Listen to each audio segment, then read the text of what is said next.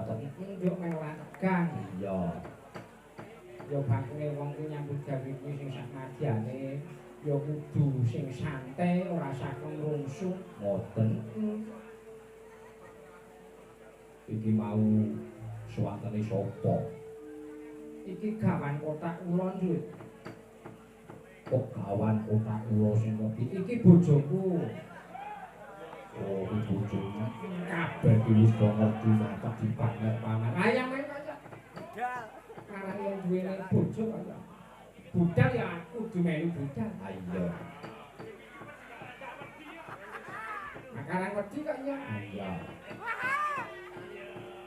Sing kok diarani bojo utawa suami takut istri. Ya ora apa-apa, dadi men saya timbule mesra. Iya. Iki arep digilir kacang apa kok piye? Ya dintekake kaya. Iya. Dadi saka omah iki sesuk lak bali. Dadi dintekke bengi iki. Iya. Sesuk ana tugas sing luwih wigati. Manjakake ingsun. Iya. Monggo pun ajukaken dulu.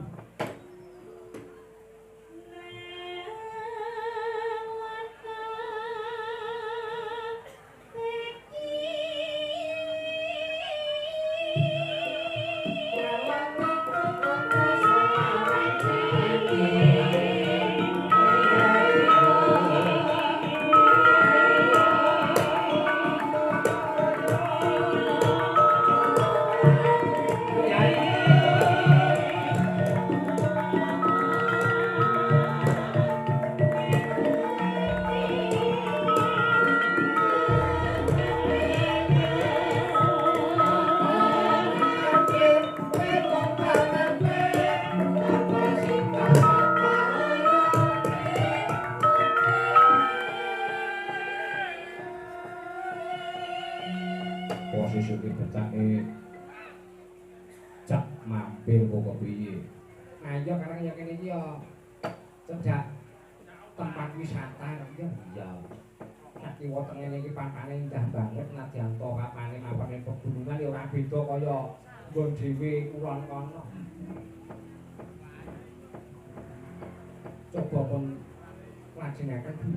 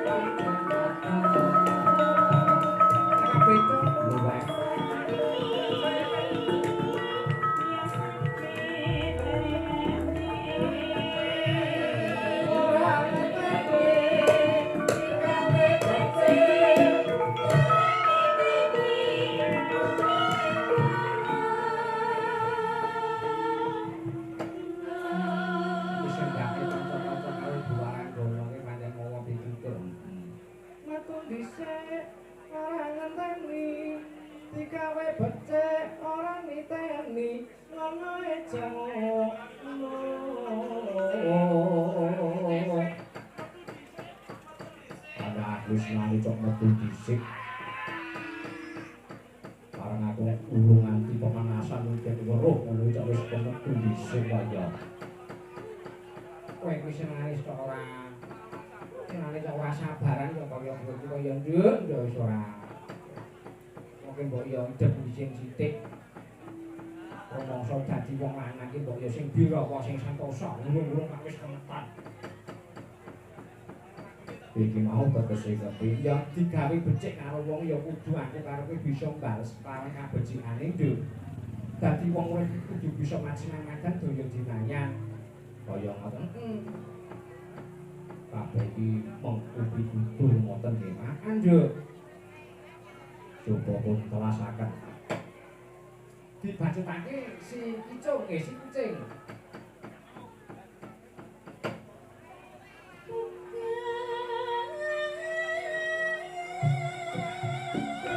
Come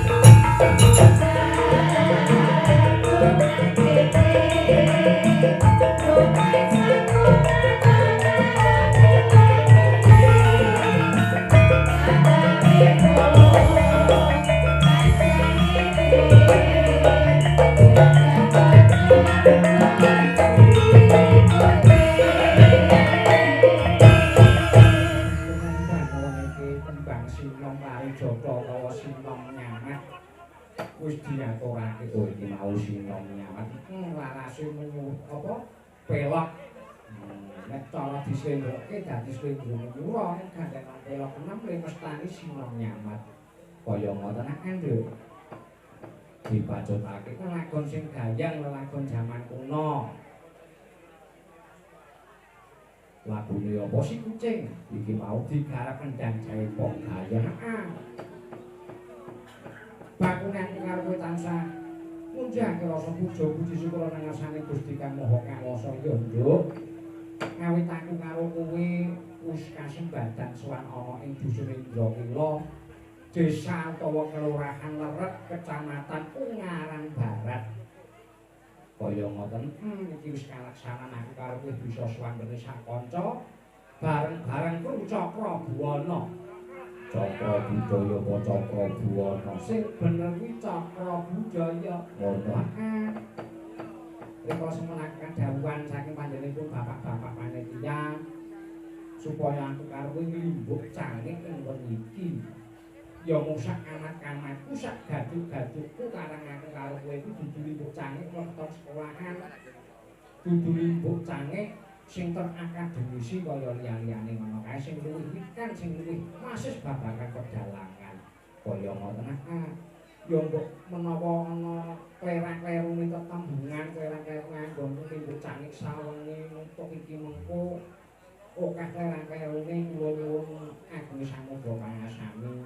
Namung semanten sak gaduk-gaduk kula badhe kula sindikani ingkang bakal kula menika nderek nyeng kuyung menggah ujubipun sanak kadang ninggahipun para bini sepuh ing dusun Indrakila mriki ngenipun sama ngadane adicara sedekah bumi. Oh iki adicara sedekah bumi aku karo kowe mung melu donga-dongake ya nduk muga-muga sapungkure sedulur-sedulurku ingkang mapan ana ing desa Indrakila kene sapungkure ngadani adicara bersih desa para kadang-kadang ngamung tani subur apa kang dadi tandurane awit sakiwa teng desa Indrakila kene mayoritas iki dadi petani dadi petani sayuran kaya godhe ora njo kene iki petani kopi karo cengkeh kamangka iki aku karo mung iso ndonga-ndongake muga-muga regane kopi karo cengkeh saya mundak taun ya saya mundak regane iya amin Allahumma amin tak dongake kabeh sing ngasta pusaraning raja utawa sing dadi pegawai negeri sing dadi guru sing dadi tentara sing dadi dokter lan sapanunggalane ya tak dongake muga-muga enggal mundak ora ngate mundak bayare amin Allahumma amin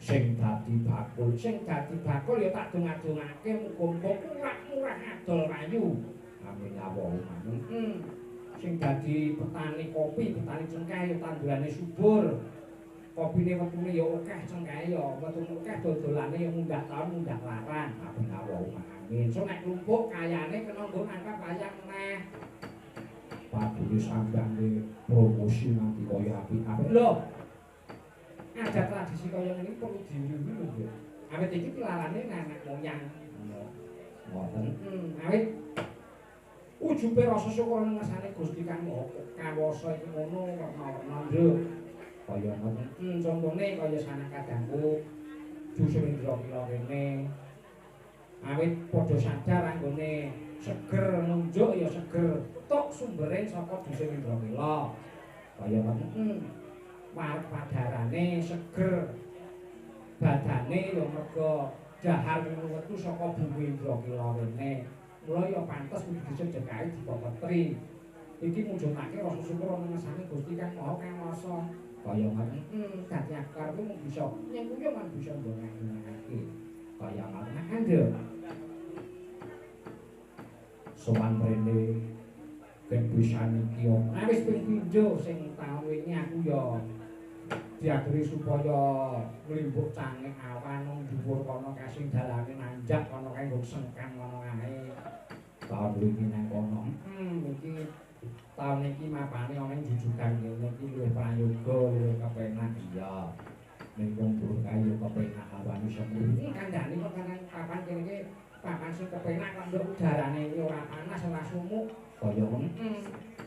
Sing mripit nek cara Tambuk Jawa Barat sing ngarani hililir. Sampeyan niku sawerna-werna. Taun wingi aku diaturi mayang awan nang dhuwur kono. Sing ngasta wenine panjenenganipun pundhen kula saking Pajangan. Panjenenganipun Ki Edi Suwanda. Kaya ngono. Iki ya bejane aku karo kowe sing ketiban sangku ya mung sak gadu-gadune ya, Nduk. Bakune adicara peti bumi kuwi kudu diuri-uri nganti tekan bumi besok kaya ngono. Perkara arep ngaturi dalang sinten-sinten menika sedanten sae. Ingkang mapan wonten ing wingking kula menika sedanten ngasta pedalangan. Sapa ngacungken ingkang ngasta rebab menika bapak kula yang sepatu saking Keramas. Sakmenika sampun hijrah wonten ing Ladan Bawen. Panjenengane Ki Sukarji Gita Laksana. Kaya ngono. Aku ya minangka dadi seksi lho, Nduk. Ibaratake wong tuwa dadi seksi apa kuwi pertumbuhane bocah ngono. Biyen ki aku turun panggung ndepel dalang rono rene iki ya Pak Sukarti ya wis ngerti ngono. Sampeyan biyen yo sok sakwaro karo Pak Sukar. Aku biyen wedi karo Pak Sukar. Kaya ngono. Siji Pak Sukar, loro Pak Jumeri, wah aku nek karo rawise Pak Jumeri jan wedi. Sing ngomong terus karo sing ngasta demung kae, sedulurku tuwa saka Ganjuran kan Saryadi kae kaya ngasta pedalangan. Pepundhen kula Mbah Slamet saking pundi dalem Mbah Slamet iki? Oh, Ndendeng. Menika ki ngasta ing pedalangan menika ki pepundhen kula ingkang kula pepundi kaya ngono. Yo kabeh iku ae bisa lumaku kaya ngene iki arep Joko paning bumi para warga masyarakat. Nduk. Aku yo seneng kok sowan rene wah jan ibu-ibu bagian dapur ngawe jan gapyak semanak karo aku. Ya bapak-bapak yo semono uga munggah mrene iki langsung digolekake papan kanggo parkir. Ya. Sampeyan munggah mrene iki mobil utawa sepeda motor sing ora. Ya paringane diparingi lancar gangsal bisa slamet sowan mrene kok nduwe gawe lawa-lawa. Sowan mrene kanca komplit Cakra Budaya. Ingkang dipun pandhegani panjenenganipun Pak Musri ingkang ngasta sonten menika dipundhen kula. Lan ugi dipun pangestoni panjenenganipun ingkang ngasta gender menika kadang kula sepuh pepundhen kula saking Banyu Biru menika panjenenganipun Bapak Dimas. Lan ugi pepundhen kula ingkang ngasta Bulan satanipun ingkang ngasta Peking. Bapanipun boten kula wiji-wiji kula ngaturaken duwing panun awit saking panyengkulungipun. Mugi-mugi saking kalih uripe minawa ulang. Kunjuk bakti kula ngenasanipun panjenenganipun Bapak Bupati Bapak Esti Nugraha. Nah, kok menawa iya wis rawuh. Yang ono sasuk saka kadang-kadang bapak-bapak panitia. Ya. Singkem kula kunjuk ngenasanipun Bapak Kepala Desa. Larep Kecamatan Ungaran Barat mandhapipun sungkem kula kunjuk dhateng panjenenganipun Bapak Kadus. Boten kula wiji-wiji sedaya para pepundhen kula ingkang mapan wonten ing Dusun Indramila. Iya, kula ngaturaken sungkem kunjuk kula. Ngoten nggih Andhek. Sowan mrene kanca-kanca komplit disengkuyung karo Ibu Waranggana. Tak tepungake iki awis saka sandingku iki aku yo durung tau durung tau kenal, durung ngerti ning aku cok wis bolak-balik karo nang YouTube. Iki yang ra kleru Dik Risa Hapsari. Lho kok sampeyan wuni nyebut Dik nek tuwane iki tak bolak-balik iki tuwaku yo kaya ngono. Iki Mbak Risa Hapsari. Daleme Palu Karanganyar karo yo. Ya. Tapi sadurunge aku tok takon-takon dhisik nek kaya nang endi badhe menawa kedongan. Sandine iki panjenenganipun Ibu Saristina.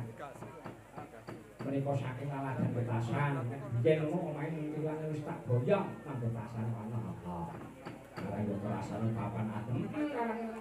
Waduh manane marung sangarung entuk kaya. Kaya ngono. Sandingipun menika Mbak Yu kula saking Janggan Juma Temanggung. Menika ugi ingkang kula dereki saben-sabenipun nyambut damel ingkang reksa paguyuban solah bangsa saka Gedhong Sari Temanggung. Menika panjenenganipun Mbak Endah Saraswati. Menika kula rumiyin ugi klebet waranggonanipun Ki Sena Nugraha. Punjen sinden warga laras. Ya tekan saiki kalau yo sing melu karo Mas Gading kok ya iya. Metu nembani disengkuyung karo kanca-kanca komplit. Sandinge iki nek ora kleru menika panjenenganipun Mbak Esther saking Gladak Sari, Boyolali tersenyum. Karena iki jenenge Boyolali iki cak kondang apane, Nduk? Kondang susune. Mula ya piyayine ya seger iya. Suarane ya apik. Sandinge ngono wis janji. Iki lho wis meneh karang bebenge wayahe Mbak Aryanti wae ae. Iki presiden Jakarta wonten anak iki di mana-mana ada ya iya. Mbak Aryanti saka Salatiga iya. Wingi orang bengi dadi siji. Ya ampun sampeyan iki orang bengi dadi siji Mbak Aryanti. Tegese dadi siji ki dadi siji nang panggung ora kok jero warna-warna wis ora. Disengkuyung kadang kula menika bayaripun Mas Rencung. Sastanipun adi kula Dek Adi menika saking Puyang. Dhuwur bangke ya. Nek lagumu kok biyen wong biyen lagu iki aku ora diundang kok ya. Ya ora apa-apa karena ya ora bias.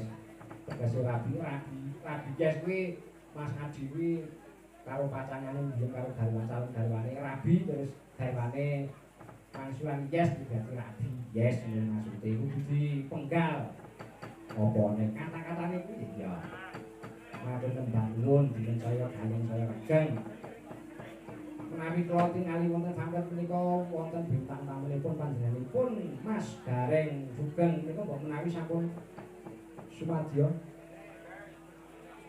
dereng oh dereng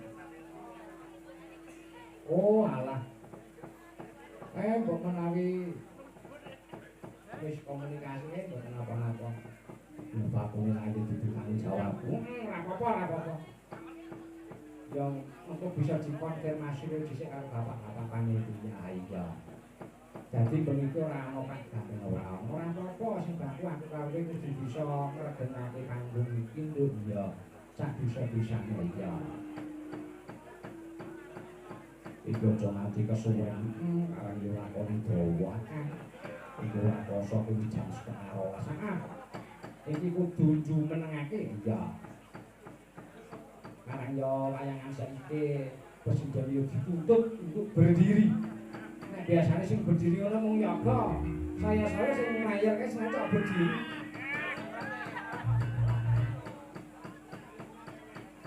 Ayah. Coba aku tak ngundang utawa Mintasaya salah sawijining waranggono. Sapa aku tak nyuwun Dik Risa Hapsari aku diwut tekan kono. Aja ninggal aku trimo onteng.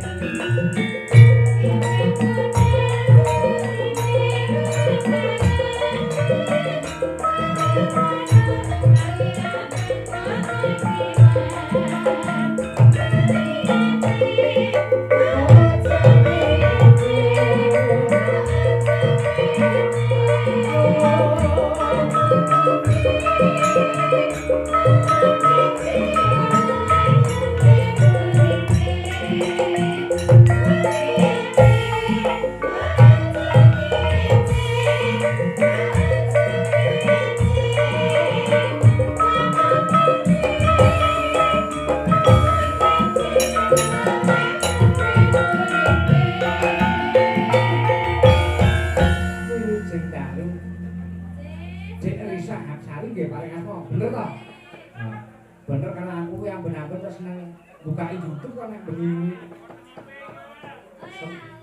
Senengane aku nek bengi kuwi to nek bojoku wis turu, nglimpih buka HP.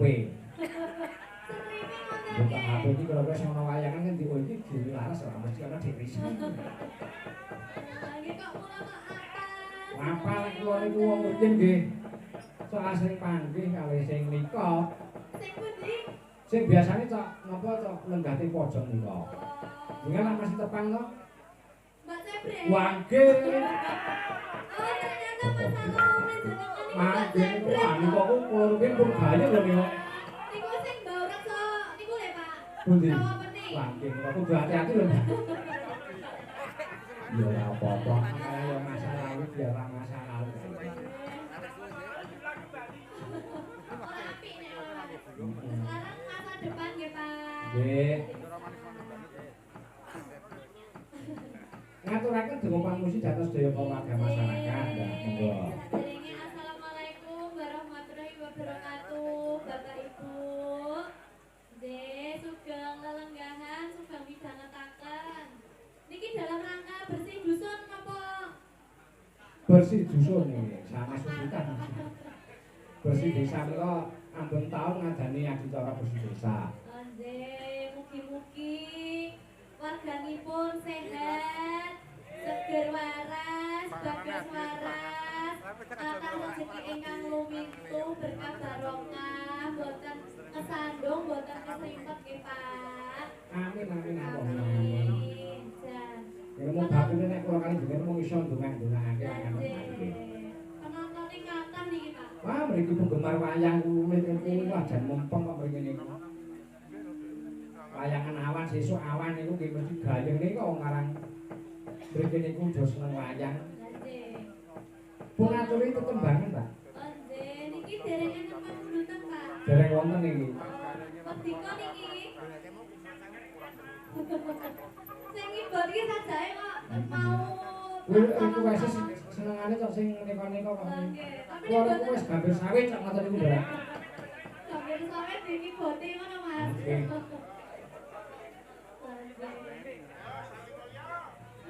Pun caos itu kembangan kok datang para pini sepuh ingkang nami bawa. Oh, Napa? pelok enam nggih Mas Dimas. Nggih. Mas Dimas pelok biasa wae ya. Sampai wae senengane. Nek ngarane kok warna-warna kaya sing ngarane pelok barang sing ngarane pelok biasa mawon.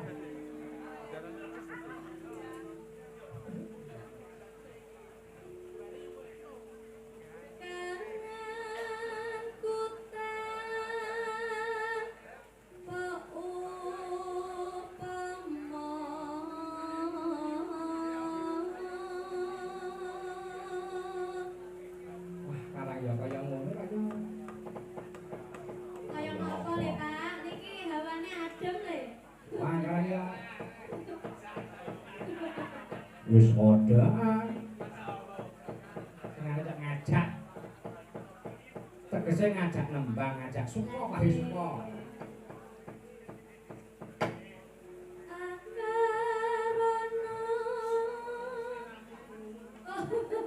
Lanjut kok, jangan salah fokus. Nanti senengane iki kok nyaru-nyaru nek ana wong nembang dadi. Nggih, untung sing nyebat niku nggih tangga, Pak. Wah, nek niku ngoten. Niku buku berjalan kok niku mbok bawa kemawon niku apa? Kandhani ibaratnya perpustakaan berjalan, Pak. Perpustakaan berjalan niku. Buku berjalan. Mong sliramu kang dadi langing ati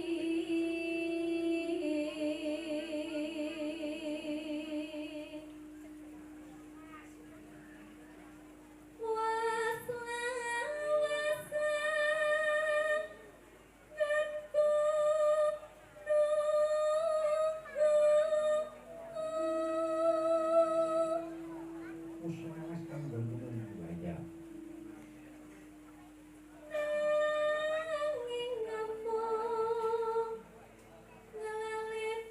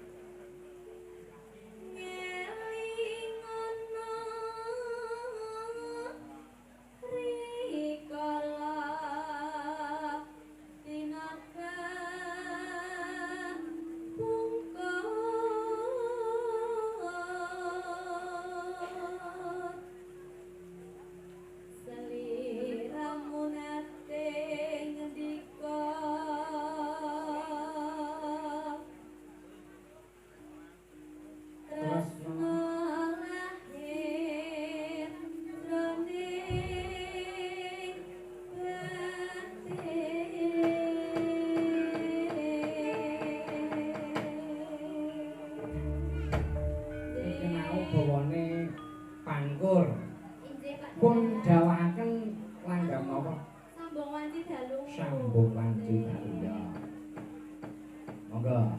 Coba kaya napa? Sambung manci dalu dados. Sing gedhe pak ngapuramu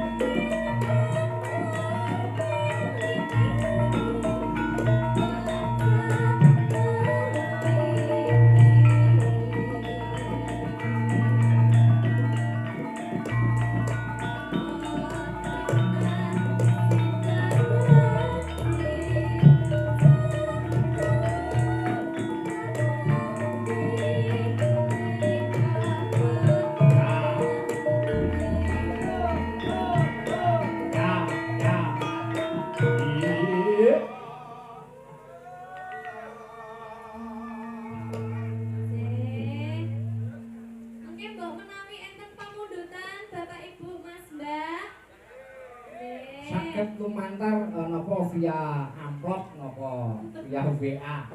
Niki sing kebab ajeng Request napa? Request napa, Pak?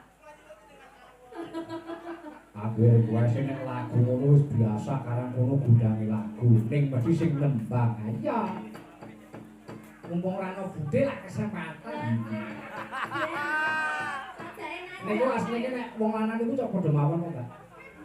Nggih wong lanang niku cok padha mawon asline iki mboten kok Mbah Sukar, mboten kok Mbah Slamet, mboten kok sinten-sinten ki mawon iki cok padha mawon. Sami nggih kalian kula barang niku. Nggih nek jan pinuju nyambut gawe kok menapa mangkat ijen iki jan kesempatan. Mula ki wong wedok nek pinuju nang omah sing gedhe prihatine. Ya. Supaya kakune ora kengguh karo panggoda pangrencana. Rungokne nika, Pak, Bu.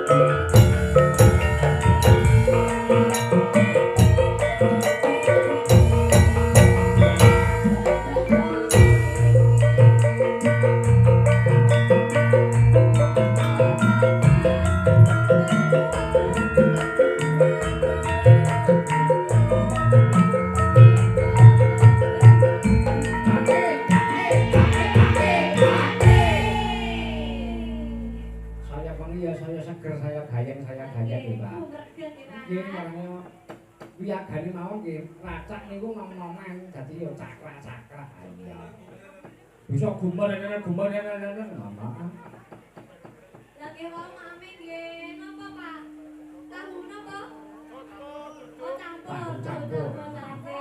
Matur sembah nuwun. Matur Ibu nggih. dapur. Menika klebet gadah terdepan. Nggih, leres iki Ibu nggih. dapur niku. KKN ngepriki enten Pak saking Unisba. Oh, saking Universitas Diponegoro. Mendak boyo